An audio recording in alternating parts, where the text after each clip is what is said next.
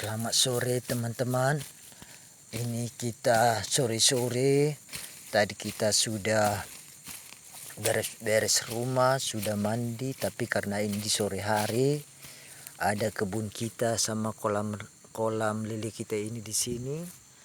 Tadi sudah kita kasih makan lili jumbonya. Tapi karena kita lihat di sini ada ubi jalar.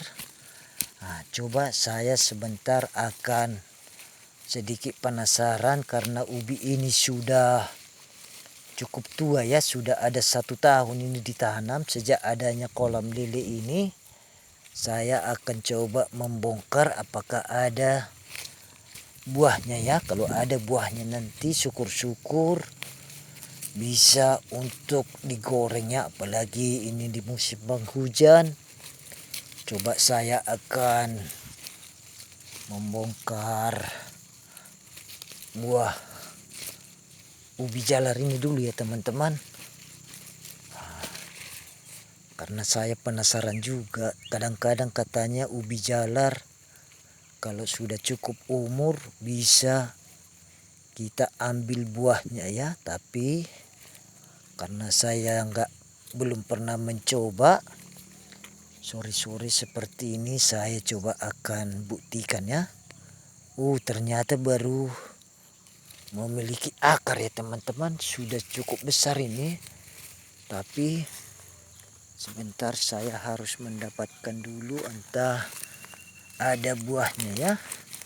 Tadi sudah saya kasih daunnya ke lili ini, tapi saya karena ada keinginan untuk memasak nanti atau menggoreng, saya coba akan cabut dulu ya teman-teman. Kalaupun tidak ada, nanti saya akan berusaha untuk mengambil yang lain ya. Contohnya ubi kayu bakar ya, ubi batang ya. Ini dia ubinya. Nah, ini sudah cukup tua ya teman-teman.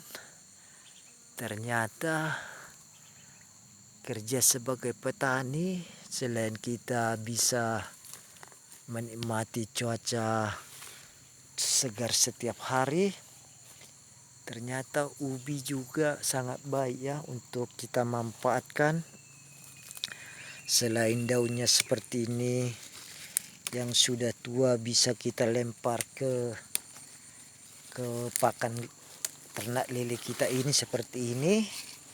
Nanti pucuknya juga bisa kita pergunakan untuk sayur ya teman-teman. Nah, ini sudah kita petik daunnya seperti ini. Tanpa kita sadari ini menghemat biaya pakan ya untuk ternak lele kita.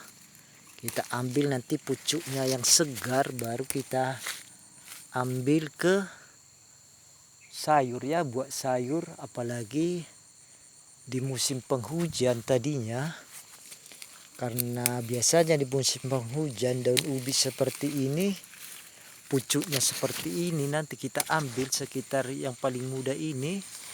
Karena yang paling muda biasanya lebih segar untuk dimakan ya. Hanya direbus pakai bumbu pecel sangat segar. Tapi untuk daun-daun seperti ini yang sudah tua ini, selain bisa untuk dilempar ke ternak lele kita, sebenarnya banyak manfaatnya. Apalagi kita orang kampung yang ada usaha ayam atau ternak lele bahkan kambing, ternyata daun ubinya juga seperti ini sangat dilalap ya sama ternak kita. Ada kambing, ada lele, bahkan kalau ada entok kita ataupun itik kita bisa kita rebus ya teman-teman. Sambil kita mengurangi rantingnya seperti ini. Untuk daunnya seperti ini, yang daun muda ini, pucuk muda ini teman-teman, bisa untuk dicampur ya untuk bumbu pecel atau sekedar ditumis ataupun direbus. Sangat bermanfaat buat kesehatan kita ya teman-teman. Terima kasih buat channel YouTube Rusman Syalagan, buat Facebook Rusman Selagan yang sudah 1 minggu ini sudah 17.000 tayangnya, artinya sudah monetisasi ya teman-teman, karena kita selalu konsisten membuat video-video ya. Ternyata membuat video atau konten kreator itu tidak sulit-sulit ya. Kita di lingkungan kita, di mana kita berada, contohnya di rumah, di tempat kerja, bisa sambil membuat video ya. Terutama kita buat video yang original ya, hasil karya kita, supaya cepat dapat monetisasi. Kita tidak usah malu untuk bercakap-cakap seperti ini ya, karena menjadi konten kreator juga tidak mesti kita harus gengsi atau malu ya teman-teman. Daun ubi seperti ini sudah kita lempar ke lelenya. Inilah dia situasinya, ada 4 kolam lele kita ini. Kalau kita kepingin makan lele juga bisa, makan daun ubi bisa, bahkan umbinya ini nanti atau besok bisa kita olah menjadi